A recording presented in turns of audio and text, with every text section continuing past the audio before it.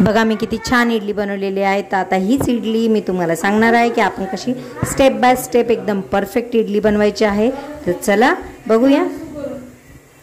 नमस्कार, तुम्हा सर्वांना माझ्या यूट्यूब चॅनलमध्ये खूप खूप स्वागत आहे। प्रियदर्शी हाय कर। हाय प्रियदर्शी, म्हटलं मला इडली खायची आहे, इडली सांबार खूप खायची इच्छा आहे। तर म्हटलं ठीक आहे, तर मग उद्याचं प्लॅनिंग आहे इडली सांबार बनवण्याचं। तर मी आज इडलीचे तांदूळ आणि उडदाची डाळ भिजू घालत आहे। तर म्हणून मग मी म्हटलं की तुम्हाला दाखवते आपण कशा पद्धतीने भिजू घालणार आहोत। तर चला आता मग मी तुम्हाला दाखवते। बघा, तर आता हे तांदूळ मी काय करणार आहे 2 ग्लास। आता आम्ही इथे किती 4 जणांसाठी मी बनवत आहे इथे। तर मी 2 ग्लास तांदूळ घेणार आहे इथे, ठीक आहे। अशा पद्धतीने आपण इथे 2 ग्लास तांदूळ घ्यायचे आहे। हे बघा 2 ग्लास तांदूळ घेतलेले आहे इथे मी, ठीक आहे। 1 ला थोडंसं अगदी कमी, आपल्याला 1 बोट एवढं कमी येईल ग्लासाला, तितकं आपल्याला हे घ्यायचे आहे उडीद डाळ। कारण की जास्त उडीद डाळ जर असेल ना तर कडवटसर अशी इडली लागते आणि असं चिकटची इडली लागते, तर चांगले लागणार नाही। त्यामुळे ह्याचंही लक्षात ठेवायचं आहे की 2 ग्लास तांदूळ घ्यायचे आहेत आणि 1 ग्लासला म्हणजे फुल नाही टाकायचं आहे, 1 ग्लासला थोडं कमी आपल्याला उडीद डाळ घ्यायची आहे। आता हे कोणी कोणी काय करतं, हे वेगळं भिजवतं आणि हे वेगळं भिजवतं, पण दळताना मात्र सोबत दळतात।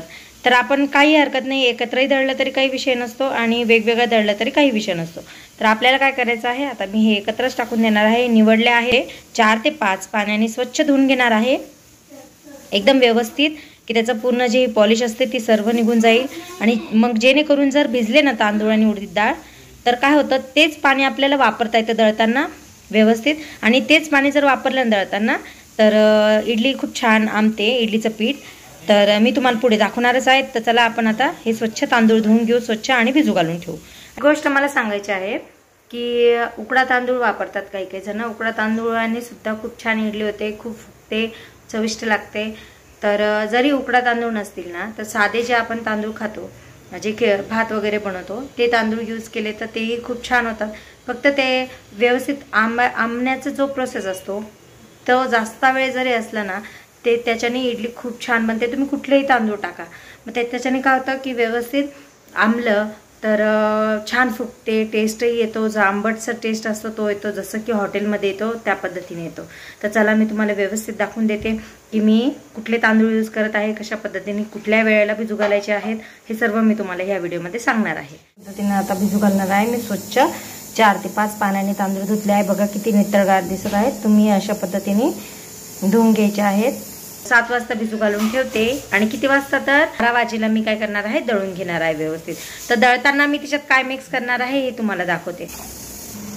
आता हे झाकण ठेवून देऊ, आपण 5 तासाने बघूया।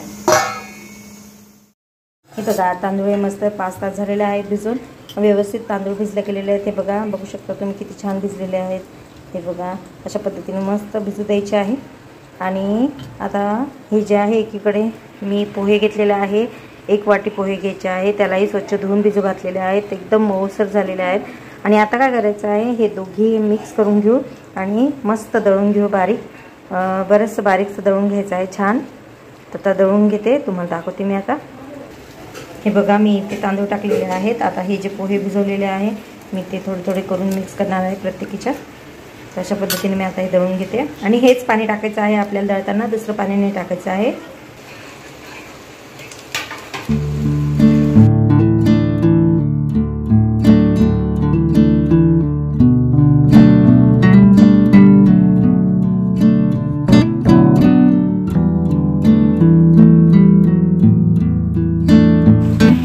बघू शकता इडलीचं आपलं दळून झालेलं आहे आणि शेवटचा घाणा बाकी आहे दळायचा। तर बघू शकता तेवढंच पाणी, आपण जेवढं पाणी होतं भिजवलं तेच पाणी आपण दळताना यूज केलं आहे। आता शेवटचं एवढं उरलं आहे।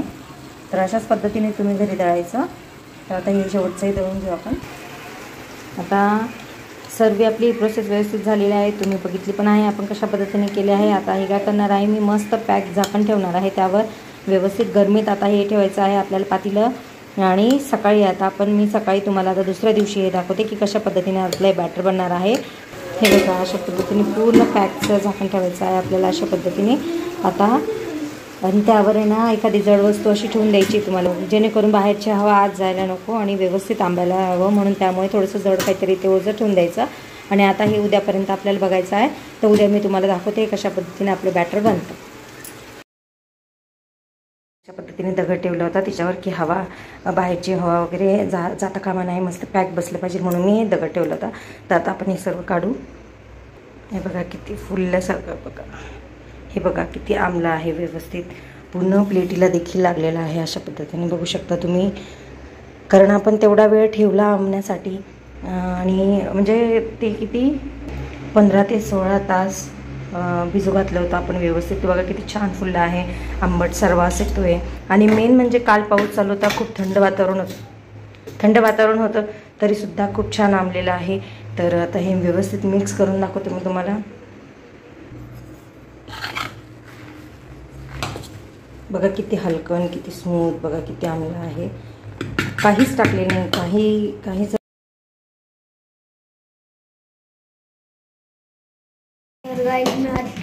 आता धुतलंय तर मम्मी माझी बॅटर तयार करते. मस्त फेटून झालेलं आहे. आता इडलीच्या भांड्याला आपण काय करायचं आहे, तेल लावून घेऊ व्यवस्थित. आणि एकीकडे मस्त इडलीचं भांडं ठेवलं आहे, पाणी देखील टाकलेलं आहे.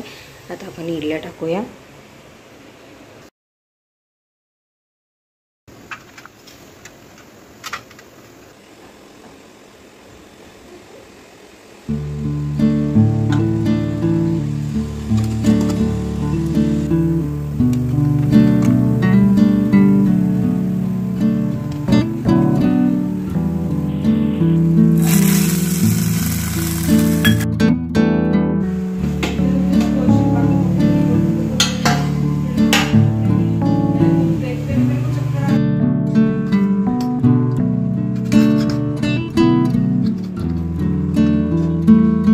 खूप छान झाल्या आहेत इडल्या, मस्त टेस्टी आणि स्पंजी खूप छान झाल्या आहेत. मधूनही देखील खूप छान फुगलेल्या आहेत.